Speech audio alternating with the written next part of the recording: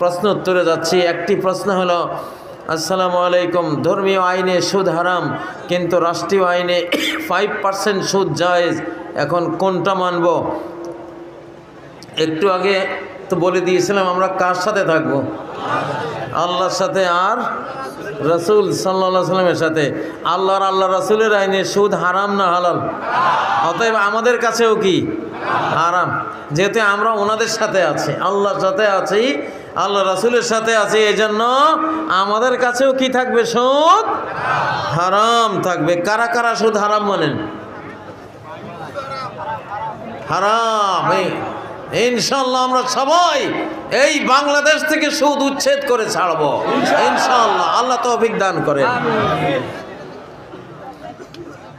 মুসলিম আইনে মেয়ে তালাক দিতে পারে না, কিন্তু আমাদের দেশের আইনে তালাক দিতে পারে। এখন আমরা কোনটা মানবো, ধর্ম নাকি রাষ্ট্র? মুসলিম আইনে মেয়ে তালাক দিতে পারে না, এই কথাটা পুরোপুরি সঠিক নয়। সঠিক হইল মুসলিম আইনে মেয়ে স্বামীকে তালাক দিতে পারে না। আপনি স্বামী উল্লেখ করেন নাই। আইনের ফাঁক অপরাধীর পাওনা। আপনার আইনের কথাটার মধ্যে ফাঁক রয়ে গেছে, ঠিক না? তো মুসলিম আইনে মেয়ে স্বামীকে তালাক দিতে পারে না, মেয়ে নিজেকে তালাক দিতে পারে স্বামী থেকে ক্ষমতাপ্রাপ্ত হয়ে। স্বামী যদি বলে যে আমি যদি তোমার খুরপোষ না দেই, আমি যদি তোমাকে অত্যাচার করে নির্যাতন করি, আমি যদি তোমাকে বাপের বাড়িতে যাইতে না দেই, মা বাবার সেবা থেকে বাধাগ্রস্ত করি, ইত্যাদি ইত্যাদি করি, তাহলে তুমি নিজেকে নিজে তালাক দিয়ে আমার থেকে বিদায় হয়ে যেতে পারবে। তালাকুত তাহউইদ, এই আইন শরিয়ার আইন, এটা বাংলাদেশেও আছে। কিন্তু আমাদের উকিল সাহেবরা যেহেতু শরীয়ত পড়েন না, এই জন্য ওনারা স্বামীরে তালাক দেয়। এটা ভুয়া তালাক। স্বামীরে তালাক দিলে তালাক পড়ে না, তালাক মেয়েকে দিতে হয়। এই ভুলটা ভেঙে দিলাম।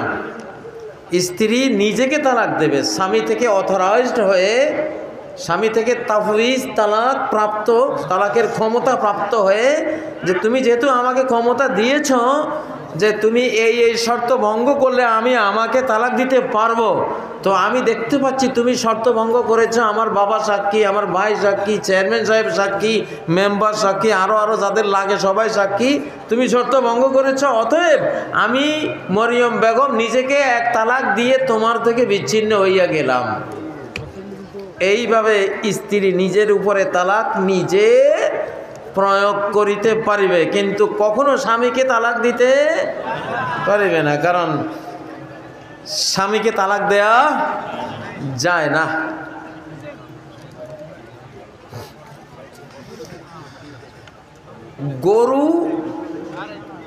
গরু গৃহস্থকে ছাড়ে না, গৃহস্থ গরুকে ছেড়ে দেয়, কারণ গৃহস্থের হাতে খুঁটা। খুঁটা কি গরুর হাতে না গৃহস্থের হাতে? ঠিক না? খুঁটা যার হাতে থাকে সে ইচ্ছা করলে ছেড়ে দিতে পারে, ঠিক না? সে ছেড়ে দেয়, ছাড়াছাড়িটা সে করে। তো এইটাই নিয়ম।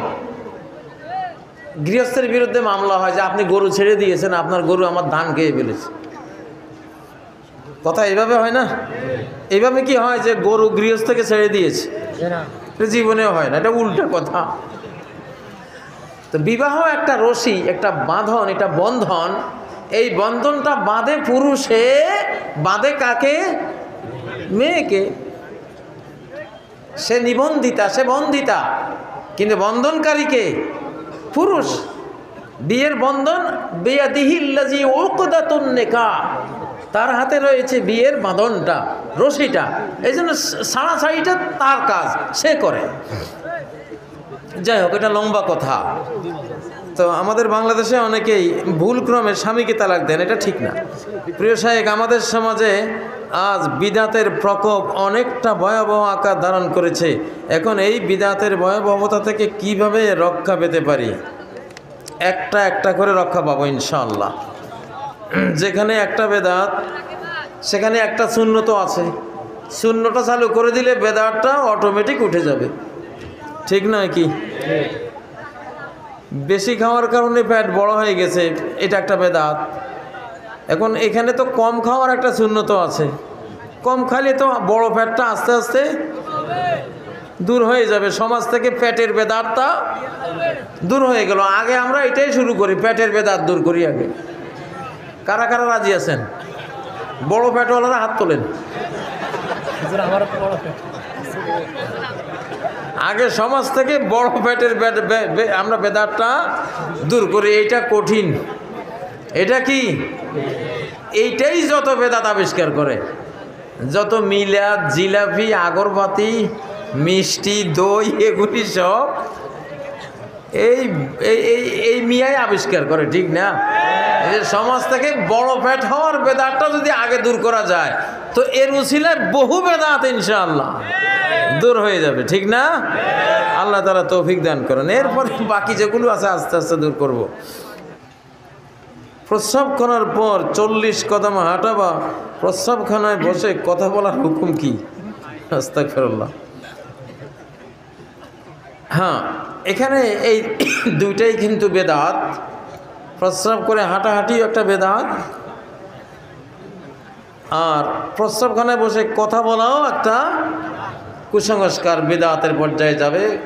কারণ মানুষ যখন স্ত্রীর কাছে যায় আর যখন বাথরুমে টয়লেটে যায় তখন ফেরেশতারা, কেরামান কাতাবিন ফেরেশতারা দূরে সরে থাকেন। এই সময় যদি বাথরুমে টয়লেটে গিয়েছেন, ফেরেশতারা দূরে সরে গেলেন, আপনি ওখানে গিয়ে কথা বলা শুরু করলে তো ওগুলো রেকর্ড করার জন্য তাদের আসতে হবে।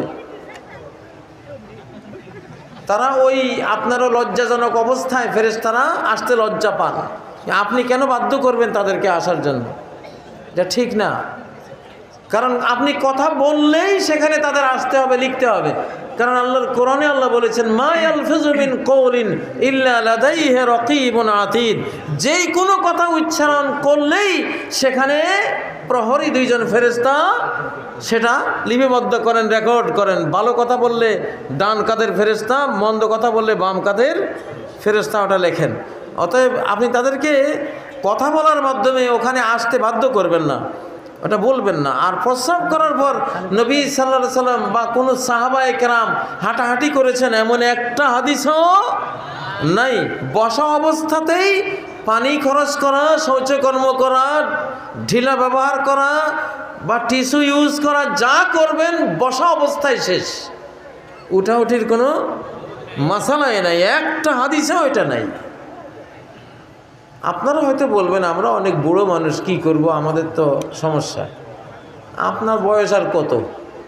না হয় 80 বছরে হলো, না হয় 100 বছরে হলো, না হয় 150 বছরে আপনার বয়স।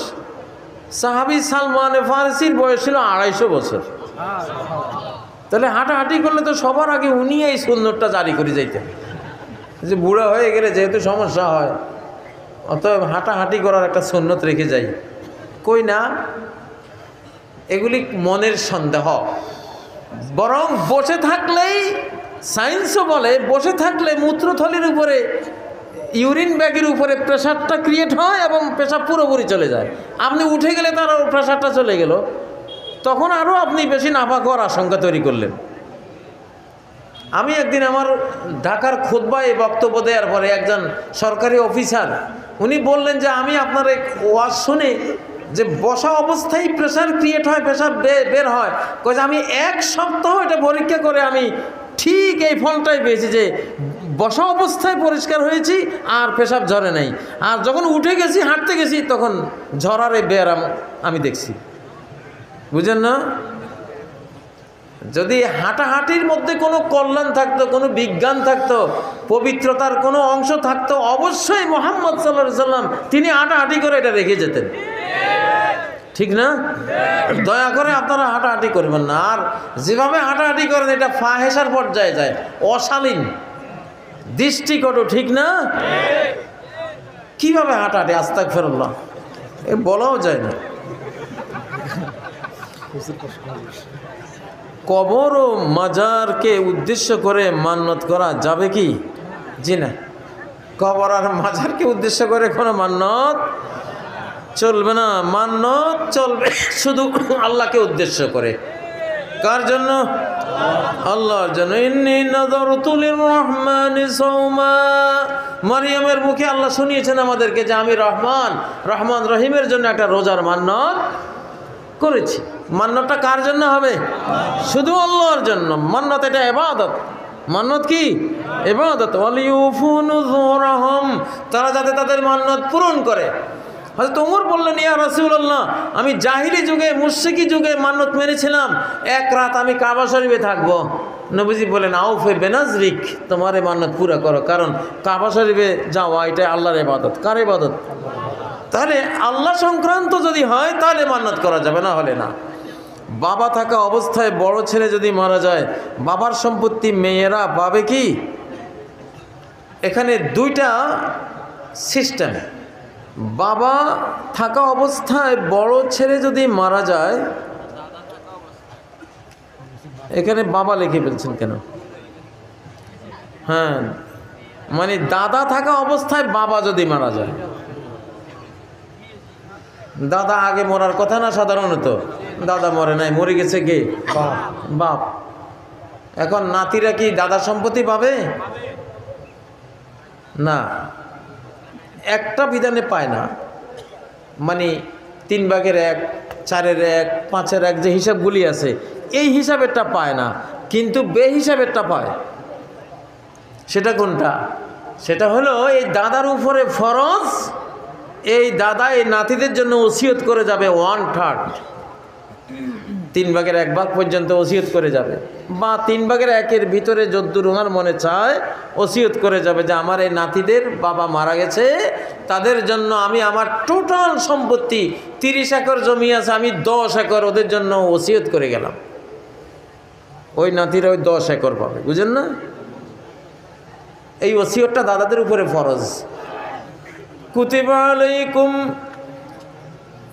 ইজা হাদারা আহাদাকুমুল মাউতু ইন তারাকা খায়রানিল ওয়াসিয়াহ, তোমাদের উপরে লিখিতভাবে ফরজ করা হলো, যদি মৃত্যু এসে যায়, যদি তার সম্পদ থাকে, তাহলে সে কি করে যাবে? উইল করে যাবে, ওসিয়ত করে যাবে। এই হুকুমটা ওয়ারিসির ক্ষেত্রে রহিত হয়েছে, কিন্তু ওয়ারিসি থেকে বঞ্চিত যারা হবে তাদের ক্ষেত্রে চালু এখনও আছে। আমাদের বাংলাদেশে সূরা বাকারার এই 281 নম্বর আয়াত, এই আয়াতটা চালু করে দিলে আর আইয়ুব খান যে ভুলটা করেছিল ওই ভুলটা হতো না। কোরআন বিরোধী আইন সে পাশ করে গেছে, কোনো দরকারই ছিল না, কারণ সে ফারায়েজ করে পাবে না, কিন্তু ওসিয়তের মাধ্যমে সে পাবে। সেটা তখনকার তৎকালীন উলামায়ে কেরাম ওই কথাটা মনে করতে পারেননি, ওই জন্য আইয়ুবের সাথে গণ্ডগোল হয়েছে এবং একটা ইসলাম কোরআন বিরোধী আইন পাশ হয়ে গেছে। আল্লাহ তাআলা আমাদেরকে মাফ করেন। মোহতারাম, আমি প্রায় সময় স্বপ্ন যোগে দেখি আমার বাবার সাথে ঝগড়া বিবাদ হয়। একটু জবাব দিলে খুশি হব। যেই স্বপ্ন আপনি সব সময় দেখেন, এটা স্বপ্ন না, এটা আপনার শরীরের কোনো রাসায়নিক ক্রিয়া বিক্রিয়া। এটার জন্য হোমিওপ্যাথি ওষুধ খান অথবা মনোরোগ বিশেষজ্ঞ ডাক্তার দেখান, ইনশাল্লাহ ঠিক হয়ে যাবে। বুঝেন না? সে এক মৃত ব্যক্তির পাশে বা তার কবরের পাশে কোরআন মজিদ খতম করার বিধান কি? কোরআন হলো জীবিতের জন্য।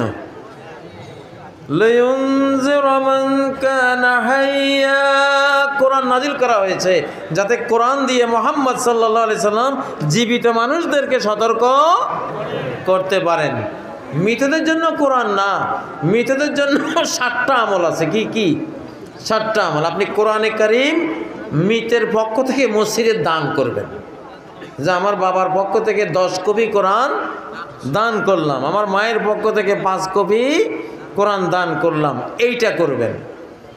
আর মৃত ব্যক্তির জন্য 2 নম্বর মসজিদ বানাইতে পারেন, তাদের পক্ষ থেকে মসজিদ বানিয়ে দিলাম। 3 নম্বর বিরান হাফারাহা, মা বাবার পক্ষ থেকে মৃত ব্যক্তির পক্ষ থেকে একটা ডিপ টিউবওয়েল, একটা সাধারণ টিউবওয়েল ওই এলাকায় যেখানে গরিব লোক, টিউবওয়েল নাই, পানি নেই, পানির অসুবিধা, সেখানে দিয়ে দিলেন, এটা চলবে। নাহরানা জরাহ, একটা খাল অচল হয়ে আছে, এটাকে খনন করে পানি সেচের সুন্দর আয়োজন করে দিলেন, কৃষকরা এখান থেকে পানি নিল, এই পানির প্রতি বিন্দুর সওয়াব আপনার ওই মুর্দা পেয়ে যাবে।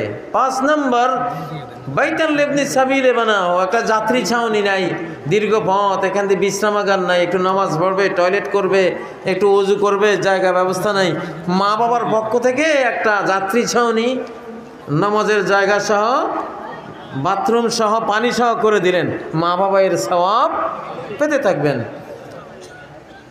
এবং যেই কোনো গাছগাছালি, যেই কোনো এতিমখানা, ফোরকানিয়া, মক্তব, মাদ্রাসা মা বাবার পক্ষ থেকে করে গেলে এগুলি তারা পাবে, এগুলি করবেন।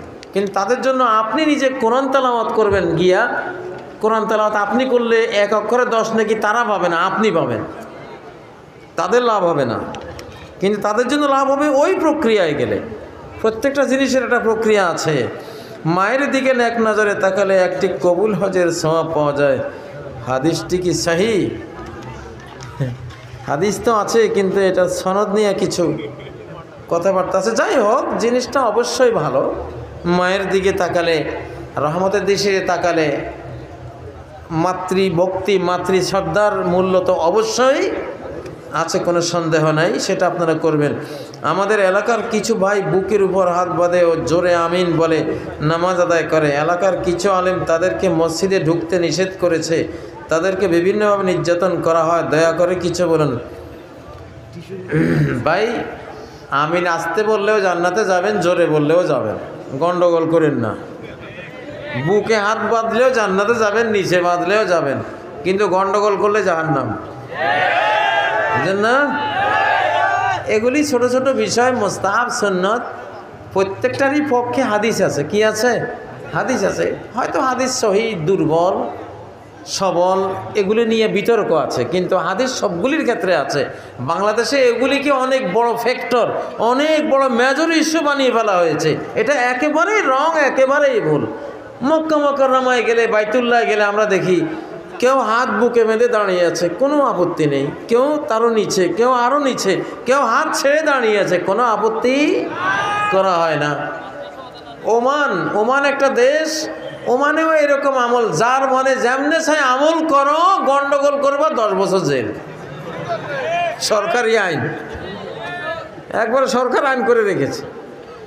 আমার সাথে যে RTV-তে প্রোগ্রাম করে মুস্তাফিজ ভাই, উনি বলে আমি একবার ওমানের এক মসজিদে ইমাম সাহেবের সাথে তর্ক করতেছিলাম একটা মাসালা নিয়ে। ইমাম সাহেব বলতেছে পুলিশ ডাকবো নাকি? তুমি তোমারটা আমল করো, আমারটা লই গন্ডগোল করো কেন? তো পুলিশ ডাকলাম, তখন বুঝি সর্বনাশ, এই দেশে তো আইন আছে, এনে গন্ডগোল করা যাবে না। বাংলাদেশেও এই আইনটা আসলে থাকা দরকার, ঠিক না? আচ্ছা,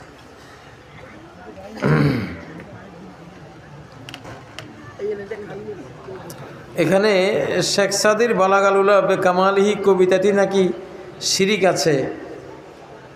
এক যুগে হয়তো ছিল, এক যুগে তখন কিছু কঠিন বেদাত ছিল, তো এই জন্য কিছু শিরিক ছিল। কিন্তু এই যুগে আর ওই শিরিক কেউ বুঝেও না, এই শিরিক কেউ করেও না, এটা নাই, এই যুগে নাই। এক সময় ছিল, এখন নাই। এখন ওগুলি কেউ বুঝে না, ওইটা বুঝার আলেমও বাংলাদেশে নাই, বুঝেন না? যুগের পরিবর্তনে কিছু ভাবধারা কি হয়ে যায়, পরিবর্তিত হয়ে যায়, চেঞ্জ হয়ে যায়। হুজুর যেটা বলেছেন ওটা ঠিকই আছে, ওটা এক সময় ছিল, ওই জন্য বলেছেন। স্ত্রী মারা গেলে কি স্বামীর জন্য বেগানা নারী হয়ে যায়? এটার মতো মিথ্যা কথা জগতে বহুত কমে আছে। স্ত্রী মারা গেলে আরো বেশি করে স্ত্রী হয়ে যায় সে। কোরআনে নিজেই সূরা আল বাকারার সূরা আন-নিসার 12 নম্বর আয়াতে আল্লাহ বলেছেন, ওয়ালাকুম নিসফু মা তারাকা আজওয়াজুকুম, তোমাদের স্ত্রীরা যদি মারা যায় তাহলে তার পরিত্যক্ত সম্পত্তির অর্ধেক তুমি পাবা যদি তার সন্তান না থাকে। সেখানে স্ত্রী মারা গেছে, মারা যাওয়ার পরে যদি স্ত্রী না থাকতো তাহলে আল্লাহ তার নাম ধরেই বলতো, সলিমা করিমা মারা গেছে, এখন তোমার কি হাল? আল্লাহ বলছেন তোমাদের স্ত্রীরা যদি মারা যায়, তাহলে বোঝা গেল মারার পরেও কি স্ত্রী, মরার পরেও কি স্ত্রী থাকে। নবী সাল্লাল্লাহু আলাইহি সাল্লাম আয়েশা রাদিয়াল্লাহু আনহাকে বলেছেন, সহিহ বুখারীর হাদিস, মনোযোগ দিয়ে শোনেন। ইয়া আয়েশা লাউ মুত্তে কাবলি লাগাসালতুকি ওয়া কাফানতুকি, হে আয়েশা তুমি যদি আমার আগে মারা যেতে তাহলে আমি স্বামী তোমাকে ধোয়াইতাম, তোমাকে কাফন পরাইতাম। আল্লাহু আকবার। আমাদের সমাজে মানে মারা যাওয়ার পরে স্ত্রীকে দেখতে দেয় না, সে বিষয়টা নিয়ে আসলে হ্যাঁ, এই সমাজে স্বামী মারা গেলে নাকি স্ত্রী বেগানা হয়ে যায়, স্ত্রী মারা গেলে স্বামী বেগানা হয়ে যায়, আর দেখা দেখি করতে দেয় না। এইটা এত বড় মানবাধিকার লঙ্ঘন। এটার জন্য জাতিসংঘে আপনারা মামলা যদি দুই একজনে করতে পারতেন তাহলে অনেক খুশি হইতাম। একদম মানবাধিকার লঙ্ঘনের মামলা করে দিবেন। ইসলামে ধারে কাছেও কোনো বিধান নাই, আস্তাগফিরুল্লাহ। যেখানে আল্লাহ নবী বলতেছেন আয়েশা তুমি মারা গেলে আমি নিজ হাতে তোমাকে ধোয়াবো, আমি নিজে তোমাকে কাফন করাবো। আল্লাহু আকবার। আচ্ছা, এরপরে বাইহাকির মধ্যে একটি সহিহ হাদিস আছে যে হযরতে ফাতেমা রাদিয়াল্লাহু আনহা যখন মৃত্যুবরণ করলেন তখন গাসালা আলীউন ফাতেমা রাদিয়াল্লাহু আনহা, হযরতে আলী নিজেই হযরতে ফাতেমাকে ধোয়াইছেন। হযরতে ফাতেমা রাদিয়াল্লাহু আনহাকে ধুইয়েছেন কে? হযরত আলী স্বামী নিজে, এবং তিনি নিজেই কাফন দাফন করেছেন রাত্রে। সুবহানাল্লাহ। আচ্ছা, হযরত আবু বকর সিদ্দিক রাদিয়াল্লাহু আনহু ওসিয়ত করেছেন আন তাকসিলাহু যাওজাতুহু আসমা বিনতু উমাইস। আবু বকর সিদ্দিক ওসিয়ত করেছেন আমি মারা গেলে আমার স্ত্রী আসমা আমাকে ধোয়াবে। তাহলে বোঝা গেল আমাদের দেশে যে প্রচলিত মাসালা আছে এটা ভুল। এটা কি? এটা ভুল মাসালা, এটা সঠিক না। সঠিক হলো স্বামী মারা গেলে স্ত্রী ধোয়াতে পারবে, দেখতে পারবে, তাকে কাফন করাতে পারবে। স্ত্রী মারা গেলে স্বামী ধোয়াতে পারবে, কাফন করাতে পারবে, দাফন করতে পারবে, সব করতে পারবে। এবং এইটাই হওয়া উচিত, এইটাই হওয়া উচিত। স্বামী মারা গেলে স্ত্রী ধোয়াইলে কোনো লজ্জা নাই, স্ত্রী মারা গেলে স্বামী ধোয়ালে কোনো লজ্জা নাই, ঠিক নয় কি? মানুষের মানব দেহে কত রোগ ব্যাধি থাকে অজানা, অন্যরা জানলে শরম, কিন্তু স্বামীরটা স্ত্রী জানে, স্ত্রীটা স্বামী জানে, তাদের কোনো শরম নাই। এই ক্ষেত্রে এই জন্য স্বামীদের উচিত এই ওসিয়ত করে রাখা যে আমি মারা গেলে আমার স্ত্রী ধোয়াবে। স্ত্রীর উচিত এইটা ওসিয়ত করে রাখা যে আমি মারা গেলে আমার স্বামী আমাকে ধোয়াবে, ঠিক নয় কি? এগুলি হওয়া উচিত। সাহাবাদের মধ্যে এটাই ছিল। আপনারা যত প্রশ্ন দিয়েছেন এত প্রশ্নের উত্তর দিতে গেলে রাত শেষ হয়ে যাবে, আমি তো অত প্রশ্নের উত্তর দিতে পারবো না। কিছু প্রশ্ন উত্তর দিয়েছে, আর বাকি প্রশ্নগুলি ইনশাল্লাহ এগুলি আপনারা পাবেন বিভিন্ন ইউটিউব প্রশ্ন উত্তরে। বহু প্রশ্নের উত্তর আমি দিয়ে রেখেছি। তো গাজওয়াতুল হিন্দের প্রশ্ন করছেন, গাজওয়াতুল হিন্দ তো আসবে ইনশাআল্লাহ, এটা হবে। এটার প্রধান সেনানায়ক হবেন ইমাম মাহদী আলাইহিস সালাম, তিনি থাকবেন। তার আগে পটভূমি রচনা হবে, সেই যুদ্ধে ইনশাআল্লাহ ইমাম মাহদী জয়ী হবেন। গোটা ভারত উপমহাদেশ তখন ইসলাম কবুল করবে, মুসলিমদের হাতে চলে আসবে। গোটা বিশ্ব 7 মহাদেশ ইসলামের আওতায় চলে আসবে ইনশাআল্লাহ। তো সেটা তো আসবে, সেই জন্য আমরা অপেক্ষায় থাকব। আমার বক্তব্য আমি এখানেই শেষ করব ইনশাআল্লাহ।